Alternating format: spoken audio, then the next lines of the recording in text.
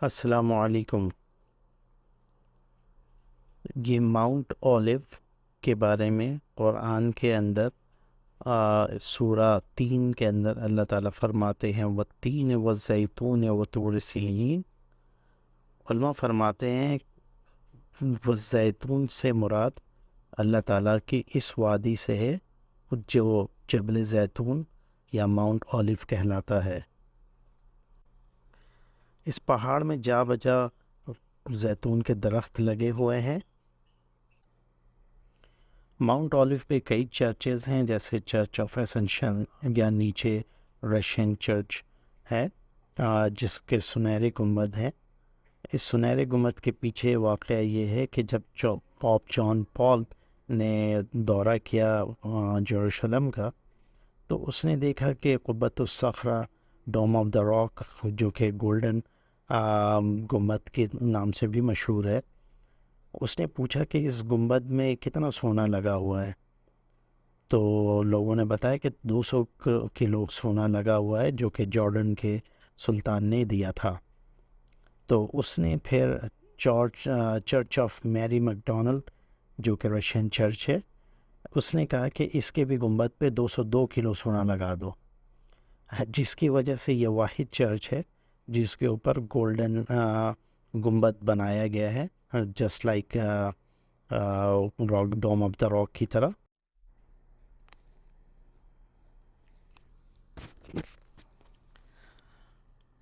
ہم Mount olive پہ ہیں، اور ماؤنٹ اولیو پہ سب سے جلیل القدر صحابی رسول حضرت سلمان فارسی رضی اللہ تعالیٰ عنہ کا مقام ہے۔ ان کی تقریباً 350 سال کی عمر عطا فرمائی تھی، اور بہت سے معرکوں میں شامل ہوئے، اور ان کے مشورے سے بہت سے جنگیں جیتی مسلمانوں نے، جس میں سر فہرست جنگ خندق تھی، جس میں نبی کریم صلی اللہ تعالیٰ علیہ وسلم کو ان کا مشورہ بہت پسند آیا تھا، اور انہی کے مشورے سے خندقیں کھودی گئی تھیں۔ اس کے بعد یہ یہاں پہ تشریف لے آئے تھے، اور زیادہ تر وقت انہوں نے اپنے زندگی کا یہیں گزارا اور تبلیغ کا کام کرتے رہے۔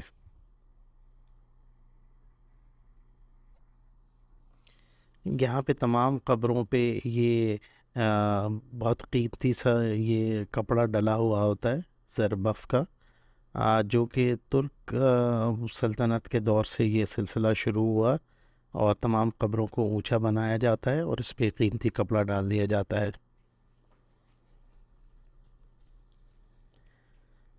یہ چرچ آف اسینشن ہے، جہاں سے حضرت عیسیٰ علیہ السلام آسمانوں پہ گئے تھے، اور اس بارے میں نے اپنے پچھلے علیحدہ سے ایک ویڈیو پوری بنائی ہے جس میں یہ سارا واقعہ موجود ہے۔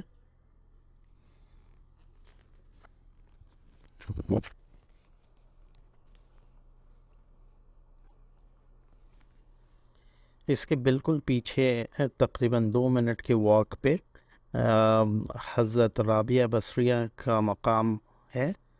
یہ تقریباً پہاڑ کے نیچے 2 منزلہ نیچے ایک غار ہے جس میں یہ ان کی قبر ہے۔ ان کا صوفیزم میں کافی بلند مقام ہے، اور بہت سے لوگ جن کا تعلق صوفیزم سے ہے، یہ ان کے بارے میں بہت سے واقعات منسوب کرتے ہیں، لیکن عموماً تمام علماء اور مسلمانوں کا متفقہ فیصلہ ہے کہ یہ کافی بزرگ خاتون تھیں، جن کی عبادت کافی مشہور ہے۔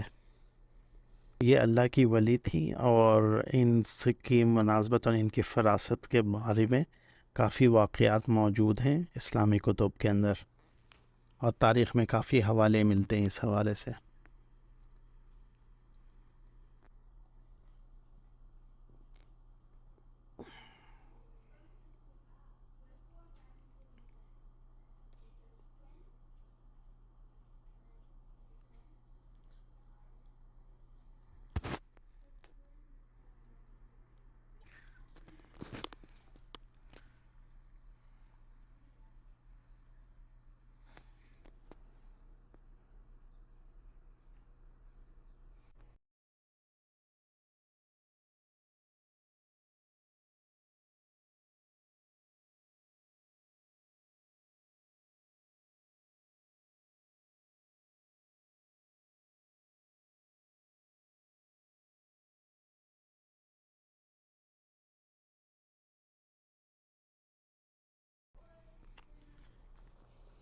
یہ نیچے یہودیوں کا قبرستان ہے، اور یہ بہت پرانی اور بہت قدیم قبرستان ہے یہودیوں کی، جس کی قیمت بہت زیادہ ہے اور صرف امیر لوگ ہی افورڈ کر سکتے ہیں، جس کی قیمت 50,000 ڈالر سے شروع ہو کر 3-4 ملین تک جاتی ہے۔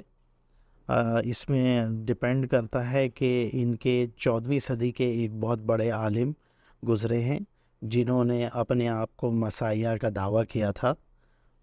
یہ تصویر میں ان کی قبر جو کہ ایک مزار کی طرح انہوں نے بنایا ہوا ہے، کافی بڑی سی، جو بھی قبر ان سے جتنا زیادہ قریب ہوگا اس کی قیمت اتنی زیادہ ہوگی۔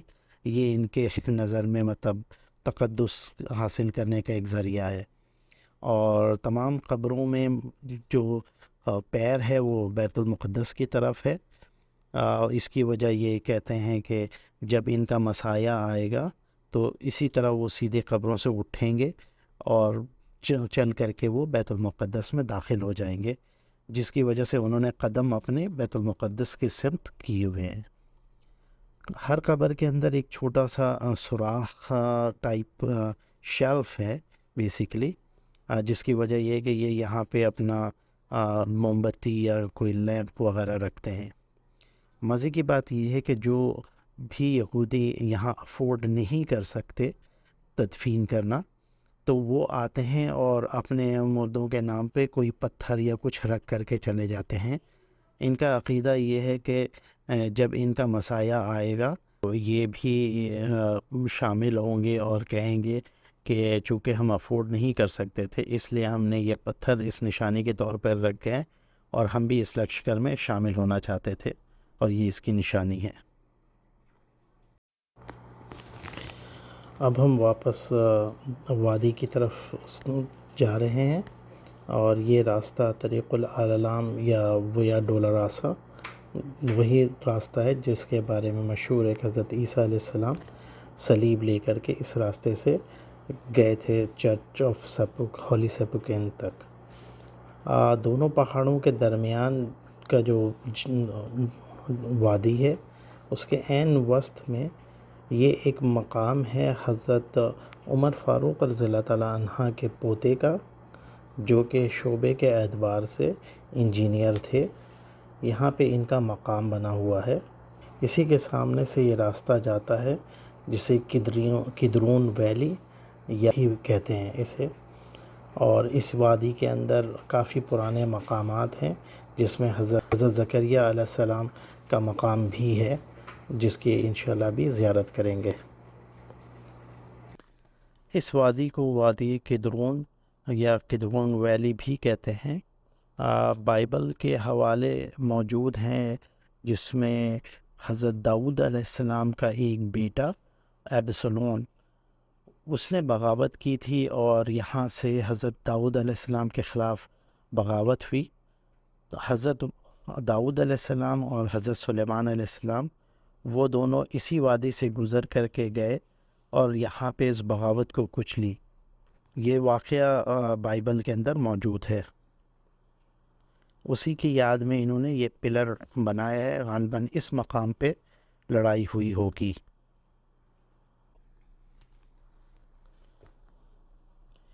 یہ فرعون مصر میں سے ایک فرعون کی قبر ہے جس کے بارے میں مزید تفصیلات نہیں معلوم، صرف یہی بتایا جاتا ہے کہ یہ فرعون مصر میں سے ایک فرعون کی قبر ہے۔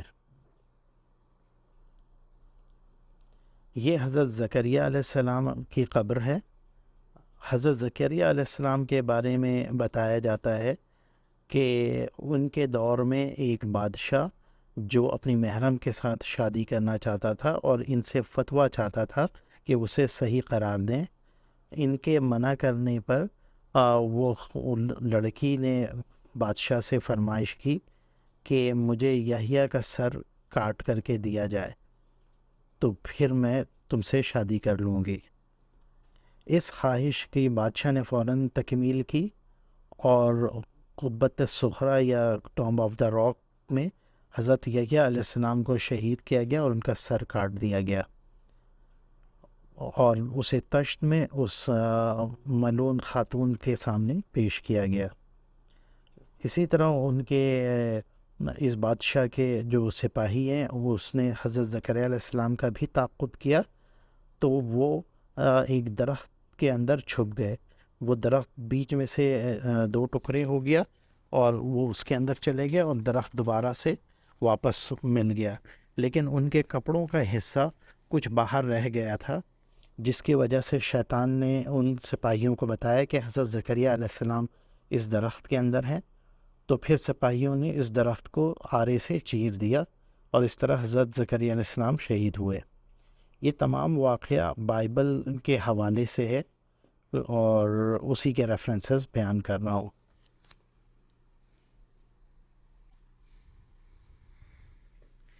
اس غار یا سوراخ کے بارے میں کہا جاتا ہے کہ یہ حضرت خضر علیہ السلام کی قبر ہے۔